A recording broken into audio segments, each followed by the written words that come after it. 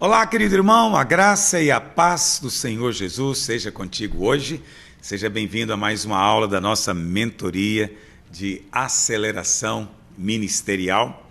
E hoje eu gostaria de continuar no assunto que nós compartilhamos ontem. Na verdade, já estamos falando há alguns dias a respeito de desencorajamento, de luta no ministério. E ontem, especificamente, eu falei a respeito de intimidação. E hoje eu quero continuar ainda nesse tópico para abençoar a sua vida e para, em nome de Jesus, quebrar todo tipo de seta maligna na sua mente, que vem trazendo prostração, desânimo, cansaço de alma. Em nome de Jesus, nós rejeitamos isso, declaramos que a sua mente é guardada, você tem a mente de Cristo. Você está vestido do capacete da salvação, a sua mente está guardada pela certeza, convicção de que você é amado do Senhor, salvo, redimido, resgatado. Você foi escolhido para esse tempo, você é a pessoa certa para esse tempo. Deus te deu a ferramenta certa, os dons apropriados, a estratégia mais clara para esse tempo, para usar você na edificação da sua casa. Amém? E hoje eu queria compartilhar sobre o livro de Neemias. Você sabe, os livros, a palavra de Deus é um livro extraordinário, né? É simplesmente algo divino, só Deus mesmo poderia ter escrito algo tão maravilhoso. E o livro de Neemias, ele trata da restauração da casa de Deus. A gente fala edificação, mas na verdade é restauração. Havia uma casa que foi desfeita, destruída. E agora Deus vai usar Neemias para restaurar. No caso de Neemias, os muros de Jerusalém. Nós vivemos também tempos de restauração, de reedificação. No decorrer da história, muito foi perdido. Muito da edificação foi desfeita. E nesses dias, a nossa geração, o Senhor tem restaurado. E nós estamos edificando casa para Deus. Muito importante que você tenha essa convicção. Você não está envolvido em um negóciozinho qualquer, você não está envolvido em um trabalho meramente humano, você está envolvido na edificação da casa de Deus. E no livro de Neemias nós vemos essa edificação, mas hoje eu quero mostrar especificamente o aspecto da resistência do diabo, das estratégias do maligno para anular ou para impedir a edificação. E eu coloquei hoje aqui seis espíritos malignos que procuram resistir à obra de Deus. Tentaram resistir naqueles dias e ainda hoje tentam resistir à edificação da igreja. E se você não está familiarizado com o livro de Neemias, existe um homem lá de Samaria, e o nome dele era Sambalate.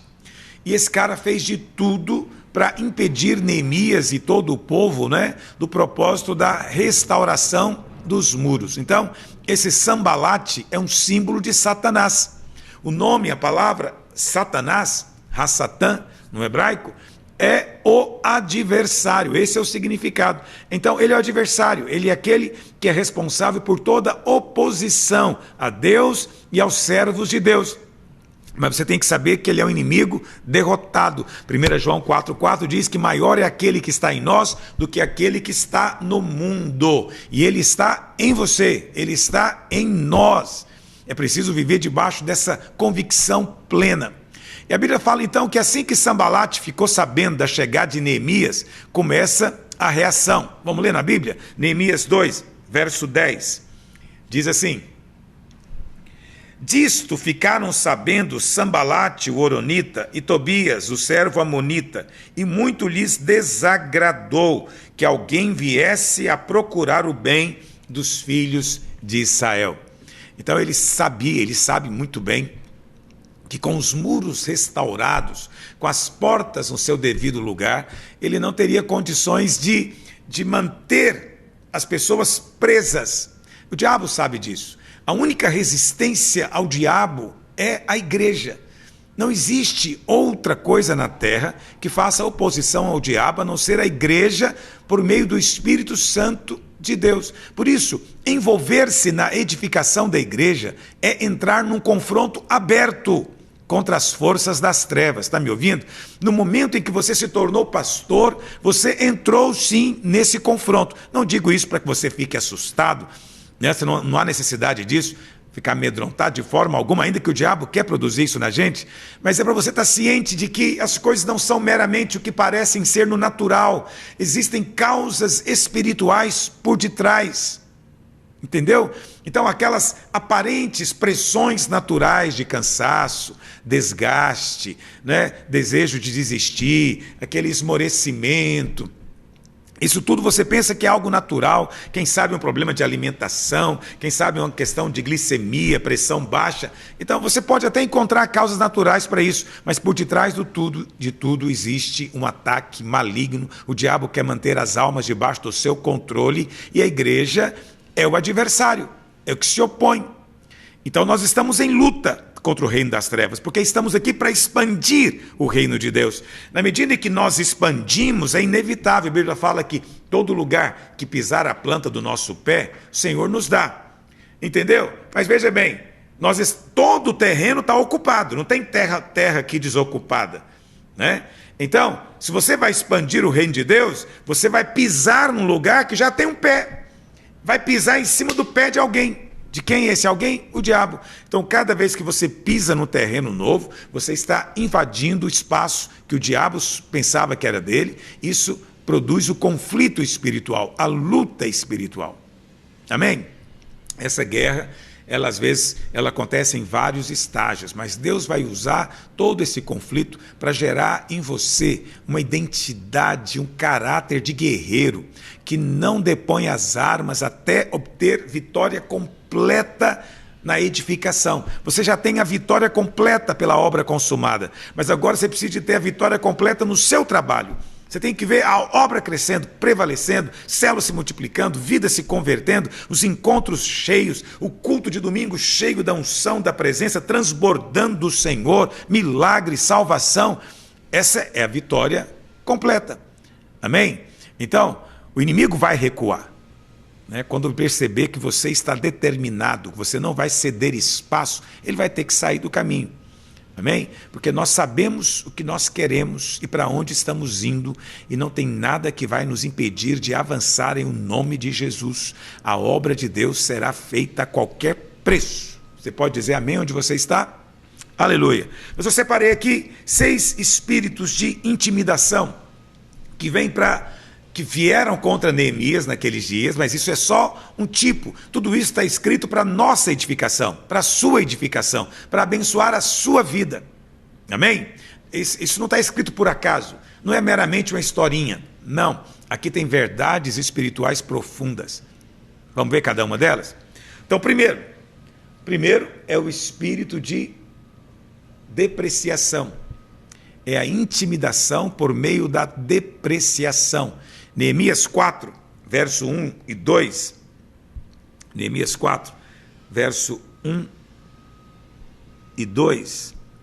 Diz assim a palavra de Deus: tendo Sambalate ouvido que edificava o muro, ardeu em ira. É assim que o inimigo fica. E se indignou muito. E fez o quê? Escarneceu. Escarneceu dos judeus. Então falou na presença de seus irmãos e do exército de Samaria e disse: o que ele disse? Que fazem esses fracos judeus? Então ele escarneceu, chamou de fraco. Permite-se-lhes a isso? Sacrificarão? Darão cabo da obra num só dia? Renascerão acaso dos montões do pó as pedras que foram queimadas? Então essa é a primeira investida do maligno, zombaria, né? Olha o que diz o verso 3. Estava com ele Tobias, o amonita, e disse: ainda que edifiquem, vindo uma raposa, derribará o seu muro de pedra. A raposa é um animalzinho pequeno, obviamente não tem poder de derrubar muro nenhum. Isso é uma maneira de depreciar, dizer que aquilo que estamos fazendo não tem valor. Então essa depreciação, esse escárnio, ele vai chegar a você. Às vezes o diabo vai atacar na sua mente, mas na maior parte das vezes vai ser através de detratores, pessoas que estão próximas de você. Mas a origem é o adversário. No momento em que você começa a investir na obra de Deus, Logo vão se levantar pessoas ao derredor dizendo, né, talvez você já ouviu isso, o quê? Você está brincando? Você vai ser pastor? Você? Não acredito. Agora você vai ser pastor? Você percebe? Isso é a voz do diabo, tentando intimidar você. Pessoas que ouvem, pastores, né, que ouvem isso, eles começam já o seu ministério intimidados, como quem está fazendo algo que não era para eles. Você precisa de quebrar isso em nome de Jesus. A maneira como o diabo primeiro procura nos intimidar é mostrando a nossa suposta fraqueza, incapacidade natural. Então é aquele pensamento, né? Como é que Deus pode usar alguém como você? Você não tem capacidade, você não sabe escrever, não sabe ler, você não estudou, você não sabe fazer as coisas, entendeu? Você nunca fez um curso superior e agora você quer ser pastor? Você pode até tentar fazer, mas não vai funcionar. Ninguém vai querer te seguir. Daqui a pouco tudo vai acabar de desfazer. Isso é intimidação. Às vezes vem só na sua mente, mas às vezes o diabo vai usar a boca de alguém para falar com você. O alvo do diabo é levar você a olhar para si mesmo. Do mesmo jeito que aconteceu com Pedro. Lembra com Pedro? Jesus vinha andando sobre as águas e Pedro falou, se é o Senhor, manda eu ir ter contigo também andando sobre as águas. Jesus falou o quê? Pode vir. Pedro então sai do barco. Enquanto ele está olhando para Cristo, ele está acima das águas, das circunstâncias. Mas a partir do momento em que ele começa a reparar na força do vento, ele tira os olhos do Senhor, ele começa a afundar. A mesma coisa acontece conosco. O diabo quer que você tirar os seus olhos de Cristo, quer tirar a sua atenção de Cristo e colocar a sua atenção em você mesmo ou no que os outros estão dizendo. Amém? Você não precisa estar consciente de você mesmo. Esteja consciente de Cristo. Você não tem que estar consciente da sua incapacidade. Esteja consciente do poder de Deus todo o tempo. Tape os ouvidos ao inimigo. Concentre a sua atenção na edificação da obra que você está fazendo. Rejeita deliberadamente. Não vou ouvir. Rejeito essas palavras em nome de Jesus. Pastores que têm essa atitude, essa postura, vão prevalecer. É preciso tapar os ouvidos. Você quer ser um pastor grande? Você tem que tapar os ouvidos a todo tipo de comentário que o alvo é produzir desânimo, incredulidade, fracasso. Ouça apenas a voz do Espírito Santo de Deus, porque ele nunca vai te levar à incredulidade, mas à fé. Nunca vai falar para você a respeito de desânimo, mas é sempre bom ânimo. Nunca vai te levar ao fracasso, muito pelo contrário, à vitória, ao sucesso. Né? Qual foi a resposta de Neemias? Olha o verso 4. Neemias 4:4. Ouve, ó nosso Deus, pois estamos sendo desprezados. Cai o seu opróbrio sobre a cabeça deles e faze que sejam despojo numa terra de cativeiro. Não lhes encubras a iniquidade e não se risque diante de ti o seu pecado, pois te provocaram a ira na presença dos que edificavam. E assim edificamos o muro, e todo o muro se fechou até metade de sua altura. Por quê? Porque o povo estava animado. O povo estava animado, tinha ânimo para trabalhar. Aproveita esses momentos de ânimo. Deus vai te dar momentos em que o povo vai estar animado. Você sabe, eu estou vivendo esse momento aqui agora. Nós estamos assim num momento assim de trabalho muito intenso, né, na construção, que no caso é literal, do prédio da igreja. O prédio não é a casa de Deus, mas é o lugar onde nós nos reunimos. Portanto, é importante para nós. Deus sabe disso. Mas é precioso ver todo o ânimo dos irmãos. Os irmãos estão animados com isso. É algo que tocou o coração deles, que mexeu com eles. E por isso não falta recurso, não falta meios. E somos capazes de nos fazer de surdos a toda palavra de intimidação por meio do escárnio, né, da zombaria. Segundo espírito, né, que vem para atacar, para produzir intimidação, é a confusão. É a intimidação por meio da confusão. Vamos ler? Olha o que diz o verso 7. Neemias 4, verso 7. Mas ouvindo Sambalate e Tobias, os arábios, os amonitas e os asdoditas, que a reparação dos muros de Jerusalém ia avante, e que já começavam a fechar-lhe as brechas, ficaram sobremodo irados. Ajuntaram-se todos de comum acordo para virem atacar Jerusalém e suscitar o que ali? Confusão, produzir confusão.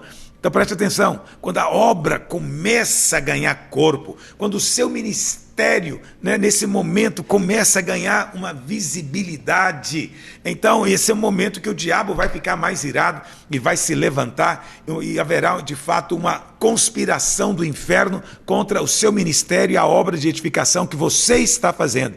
Mas quando esse ataque vier, não fique se lamentando, não fique pensando que você é pior do que os outros, que outros não têm a luta que você tem, não se entregue para a autopiedade, ficar com dó de si mesmo, como eu sofro, não se permita ficar desanimado nem com medo, porque isso é sinal de que você está caminhando na direção certa. Muito bem, como é que o diabo vem para produzir confusão? Uma das maneiras mais frequentes como o diabo procura produzir confusão no meio da igreja, é por meio de visões diferentes. Pessoas começam a se levantar e dizer, eu acho que deveríamos fazer isso. O outro fala, não, acho que deveríamos fazer aquilo. Eu acho que a igreja só se preocupa com célula, só quer saber do encontro, mas eu penso que devemos fazer tal coisa e tal coisa. E as pessoas então se sentem confusas. Isso muitas vezes faz com que elas parem de trabalhar simplesmente porque elas não compreendem o que é para ser feito, como deve ser feito, para onde a igreja está indo. Né? Entende o que eu estou dizendo? Então é aquele pessoal que levanta para criticar toda a estrutura. A igreja é em célula, mas levanta alguém para criticar a célula. Não é? A igreja funciona dessa maneira. E isso produz o que nos líderes muitas vezes? Paralisação. No verso 9, se você for acompanhar na sua Bíblia, olha o que diz. Porém, nós oramos ao nosso Deus. Eles vieram trazer confusão, mas nós oramos. E como proteção, pusemos guarda contra eles, de dia e de noite. Então, são ataques que vão vir através de pessoas, normalmente pessoas carnais. Pessoas carnais. Mas o que Neemias fez? Duas coisas. Primeiro, foi orar. Então, tem hora que temos que convidar todo mundo para vir orar. Quando há aquele ambiente confuso no meio da igreja, chama os irmãos, dá uma direção de oração, toca a trombeta com clareza, não é? Ora e coloca os líderes da sua equipe para vigiar contra toda palavra de confusão que porventura se levantar no meio da igreja. O Senhor vai te honrar. Amém? Terceiro espírito de intimidação, é o espírito de medo. Vamos ler o verso 11. Neemias 4, verso 11. Disseram, porém, os nossos inimigos, nada saberão disto, nem verão, até que entremos no meio deles e os matemos, e assim faremos cessar a obra. Então você vê, quando o inimigo percebe que não consegue impedir a realização da obra, então ele planeja nos tirar do caminho. Mas você tem que descansar, porque ele nunca vai conseguir isso.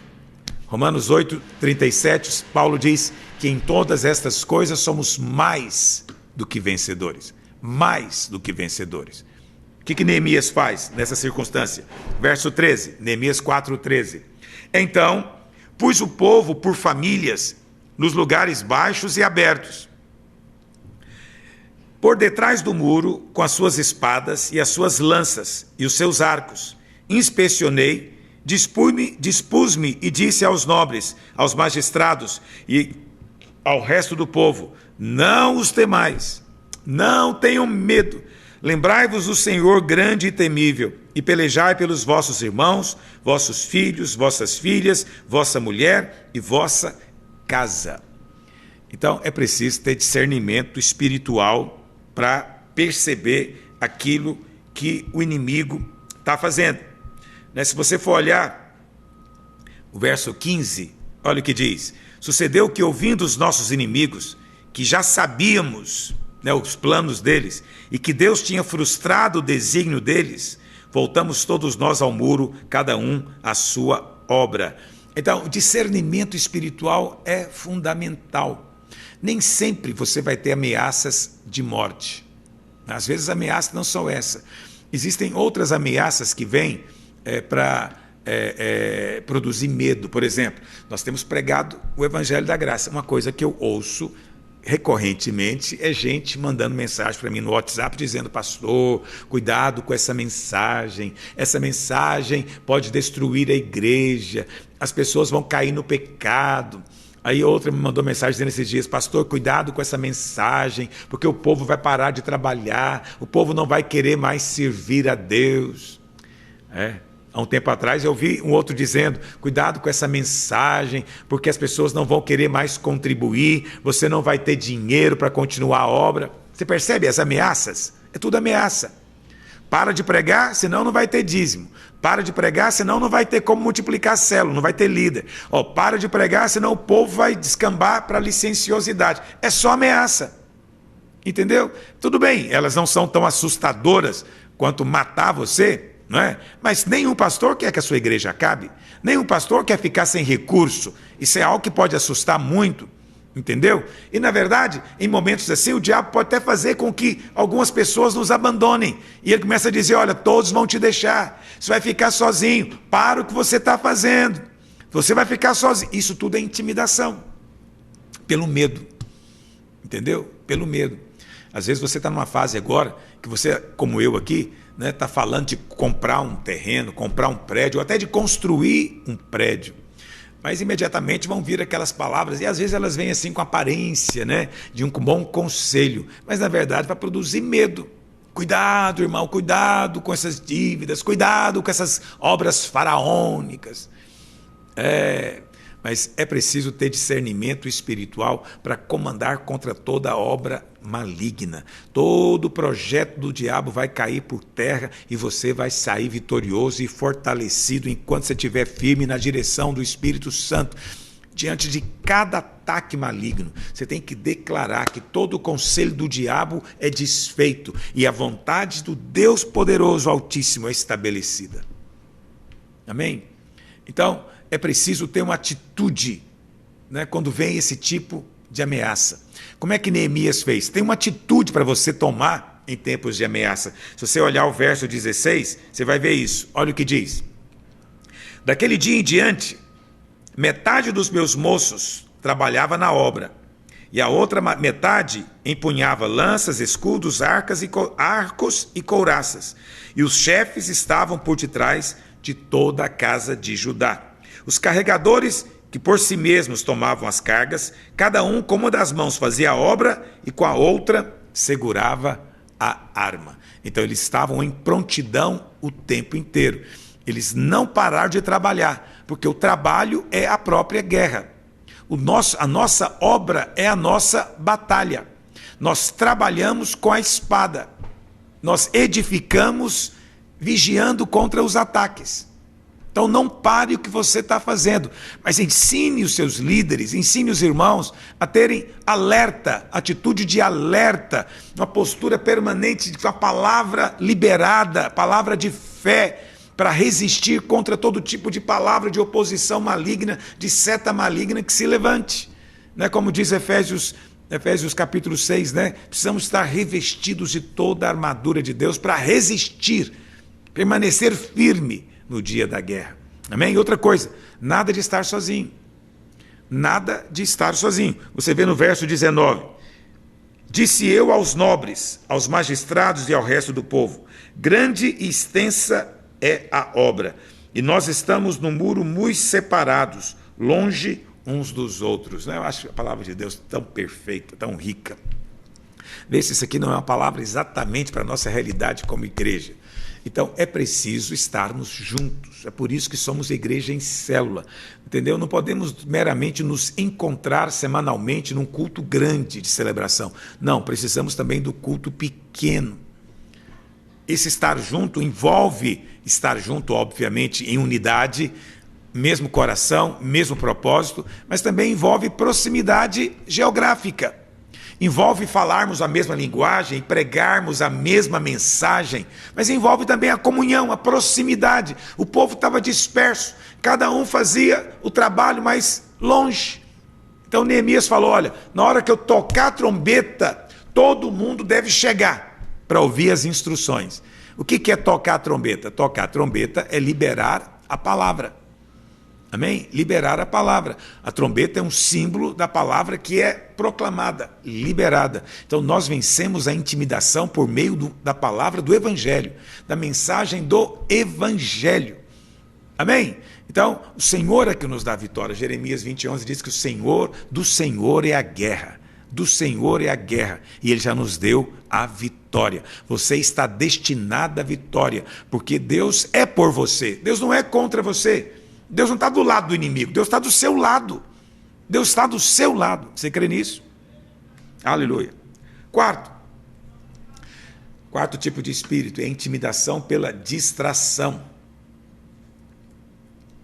Neemias 6, verso 1, diz assim, palavra de Deus: tendo ouvido Sambalate, Tobias, Gesem o arábio e o resto dos nossos inimigos, que eu tinha edificado o muro e que nele já não havia brecha nenhuma, ainda que até este tempo não tinha posto as portas nos portais, Sambalate e Gesem mandaram dizer-me: vem, encontremo-nos nas aldeias no vale de Ono. Porém, intentavam fazer-me mal.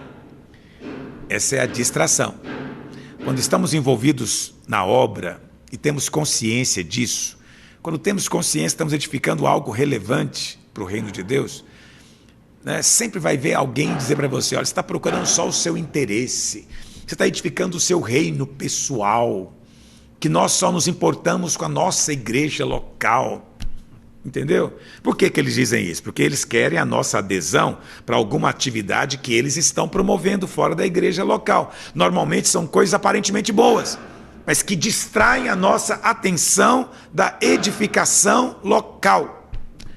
Uma coisa muito comum é a política, né? Então você participa lá do conselho de pastores, e aí agora eles inventaram de fazer um evento, entendeu? Mas esse evento distrai a sua atenção.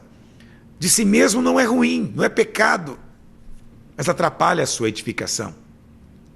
Até mesmo doutrinas secundárias podem produzir distração e nos desviarem do ponto central, que é a pregação do Evangelho da Graça e a edificação da casa de Deus. Então, tem todo tipo de distração. Esteja atento, tenha discernimento. Amém?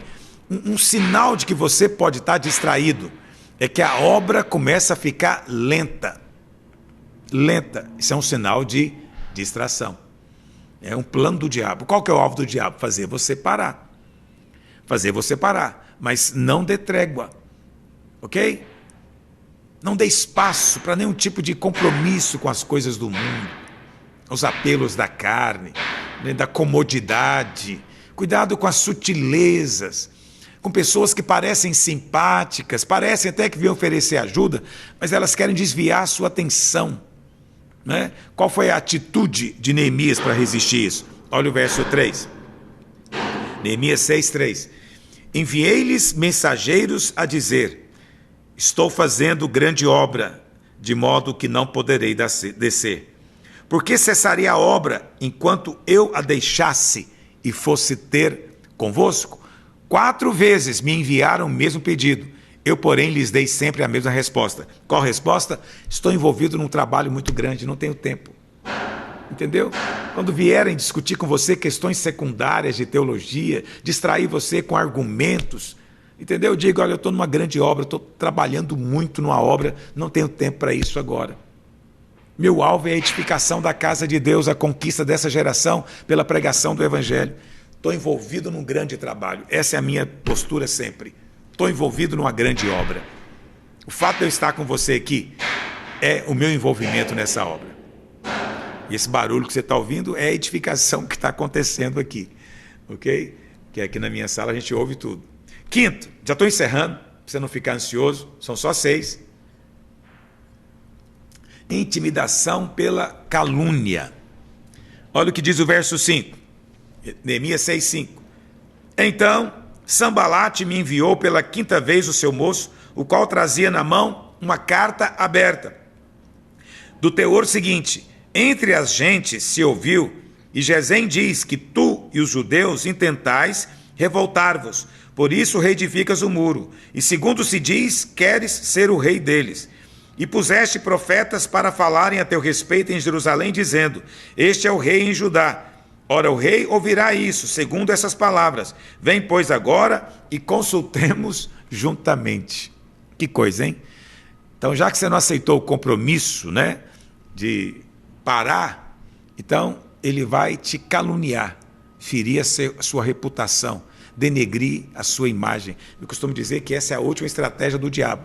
Quando ele não tem mais nada para dizer a seu respeito, ele vai inventar. Entendeu? Então tem as pessoas, eu já recebi tanta calúnia, né, de que eu estou atrás de dinheiro, que eu quero reinar sobre a igreja, que eu sou como um faraó escravizando os irmãos. Né? Alguém se levantou um tempo atrás dizendo que eu sou um cedro fazendo sombra sobre os demais líderes, impedindo todo mundo de crescer. Tudo isso é palavra do diabo. Como ele não consegue impedir a obra de Deus, ele vai difamar você, ferir sua reputação. Entendeu? Todo pastor será vítima disso. Você está ouvindo o que eu estou dizendo? Se você quer ser um pastor grande, que faz uma obra prevalecente grande, você vai sofrer ataques de calúnias, de mentiras. Né? Aí Neemias responde para ele no verso 8: mandei dizer-lhe, de tudo o que dizes, coisa nenhuma sucedeu, tudo teu coração é que o inventas. Olha que coisa, você está inventando isso. Você está inventando isso. Verso 9. Porque todos eles procuravam atemorizar-nos, dizendo: as suas mãos largarão a obra, e não se efetuará. Mas olha a postura de Neemias. Agora, pois, ó Deus, fortalece as minhas mãos. Tem hora que a gente fica com as mãos fracas, parece que estamos cansados, não conseguimos trabalhar como deveria. Acusação é um troço que atinge a gente profundamente. Esse é um momento sério do ministério. Entendeu? Mas que o Senhor te fortaleça com a sua palavra, que o Senhor, pelo seu braço estendido a seu favor, peleje contra todos os seus inimigos. Deus conhece os motivos do seu coração e toda acusação e mentira do diabo vai ser exposta e desfeita. Não vai ter poder para esmagar você nem impedir a obra de avançar através da sua vida, em nome de Jesus. Sexto e último. Intimidação pelo engano. Qual foi a sexta estratégia que Sambalat tentou usar contra Neemias? Foi a falsa palavra de Deus. Muito cuidado, procure ter discernimento. Todos os dias alguém me manda um sonho que teve, uma palavra para mim. E você tem que ter discernimento, porque às vezes a metade é de Deus, a outra metade a pessoa colocou o que está na mente dela. Você tem que saber, isso aqui é de Deus, isso aqui não é. Outras vezes nada é de Deus, foi só um sonho que ela teve, não tem nada a ver com você. Você tem que ter discernimento. Por quê? Porque o diabo vai insistir para de alguma maneira entrar no seu espaço, na esfera do seu trabalho, através de irmãos. E eles se parecem porta-vozes de Deus, profeta, e sempre vem trazer uma palavra da parte de Deus para você. Ouça educadamente. Mas preste atenção, algumas vezes a fonte dessas supostas profecias não é o Espírito de Deus. Está me ouvindo? É o diabo tentando levar você a desviar-se da verdade, desviar-se do propósito para o que Deus te chamou. No caso de Neemias, o que aconteceu foi o seguinte: o templo, né, tinha 3 partes, o átrio, o lugar santo e o santo dos santos. No átrio, todo mundo podia ir. No lugar santo, somente sacerdotes. E no santo dos santos, só o sumo sacerdote. Mas olha o que diz Neemias 6, verso 10. Tendo eu ido à casa de Semaías, filho de Delaías, filho de Meetabel, que estava encerrado, disse ele: vamos juntamente à casa de Deus, ao meio do templo, e fechemos as portas do templo, porque virão matar-te. Aliás, de noite virão matar-te. Olha que coisa interessante. Parece uma revelação, um conselho divino, um escape, uma proteção. Só que essa palavra, ela contradizia a própria palavra de Deus, que dizia que ninguém podia entrar no Santo dos Santos. E Neemias teve discernimento. Olha o verso 11. Porém eu disse: homem como eu fugiria, e quem há como eu que entre no templo para que viva? De maneira nenhuma entrarei. Então percebi que não era Deus quem o enviara. Tal profecia falou ele contra mim, porque Tobias e Sambalate o subornaram. Está vendo aqui a sutileza do ataque? Oh, foge, mas foge para o templo, onde está a presença de Deus. Só que quando você vai ganhando maturidade em Deus, você começa, por causa do Espírito movendo em você e a sensibilidade, você começa a ter discernimento. Começa a ter discernimento. E agora não é porque alguém fala em tom profético, falando em línguas e interpretando, que você vai aceitar automaticamente. Né? Qual que é o segredo? Ouça, mas peneira com a palavra. Tudo que as pessoas te disserem, que supostamente elas dizem que vem de Deus, não rejeite a princípio, mas veja se está em linha com a palavra escrita. Se você, como pastor, é alguém que é apegado à palavra e vive na dependência do Espírito, o Espírito Santo vai te dar todas as diretrizes para a sua vida e você vai saber qual direção tomar em cada circunstância. Sabe, o livro de Neemias, né? Um livro de edificação, você vê Neemias orando o tempo inteiro e ressaltando a palavra de Deus. Então nós temos que seguir o mesmo caminho que homens de Deus seguiram. E vamos ter o mesmo resultado que eles tiveram. Vamos ler? Capítulo 6, verso 15. Qual foi o resultado final? Acabou-se, pois, o muro aos 25 dias do mês de Elu, em 52 dias. Sucedeu que, ouvindo-o todos os inimigos, temeram todos os gentios, nossos circunvizinhos, e decaíram muito no seu próprio conceito, porque reconheceram que por intervenção do nosso Deus é que fizemos esta obra. No final, vão ter que reconhecer que essa obra é do Senhor, que você está fazendo obra de Deus. Amém? E o Senhor é quem te fortalece. Não se deixe intimidar. Não é tempo de ficar desanimado. Levante a sua cabeça.